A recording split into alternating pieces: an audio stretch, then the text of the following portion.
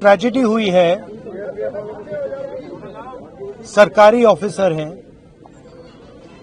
और chief minister ने इनको कमिटमेंट दिया है, पर्सनली कमिटमेंट दिया है कि वो कार्रवाई शुरू करेंगे, फ्री एंड फेयर इंक्वायरी करेंगे और एक्शन इनिशिएट करेंगे। 3 दिन पहले कहा था, हरियाणा के चीफ मिनिस्टर ने कमिटमेंट दी है और वो कमिटमेंट पूरा नहीं हो रहा है। और इससे जो इनकी 2 बेटियां हैं,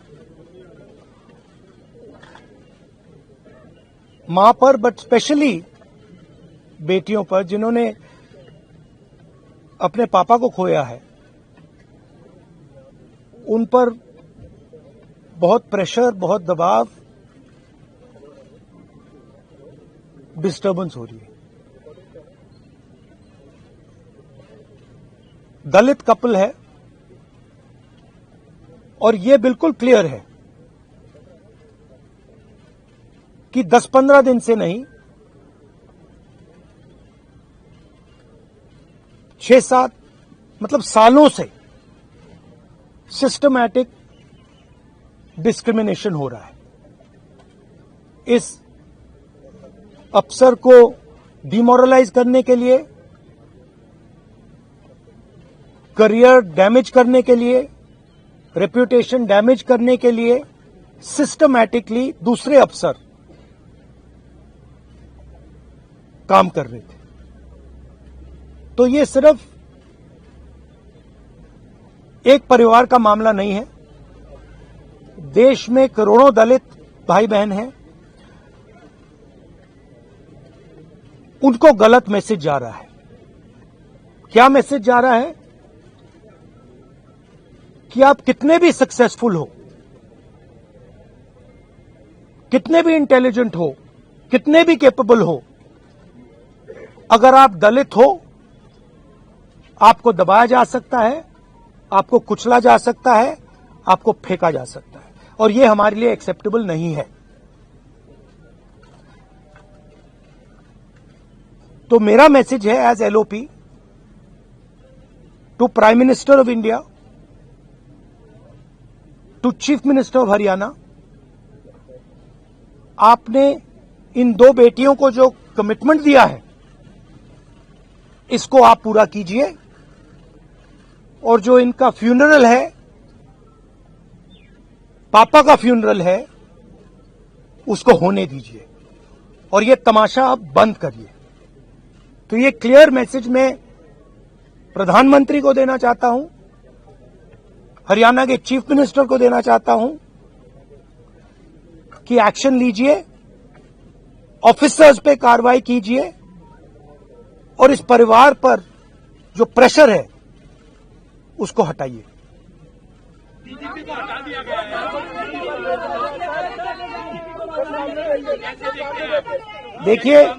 देखिए एक सेंसिटिविटी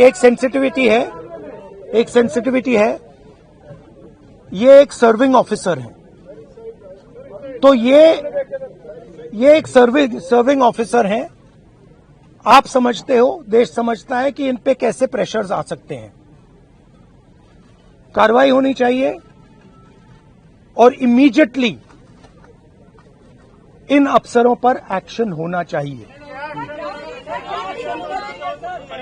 एक्शन होना चाहिए। आप अरेस्ट कीजिए, आप अरेस्ट कीजिए। फॉल्सली ये केस लगाया गया है, आप अरेस्ट कीजिए, एक्शन शुरू कीजिए। Thank you. नहीं, देखिए परिवार सिंपल मैसेज दे रहा है और बिल्कुल सही है। वो कह रहे हैं हमें रिस्पेक्ट चाहिए। आपने हमारे पति को डिसरिस्पेक्ट किया, आपने उसके करियर को खत्म करने की कोशिश की, उन्होंने आत्महत्या की।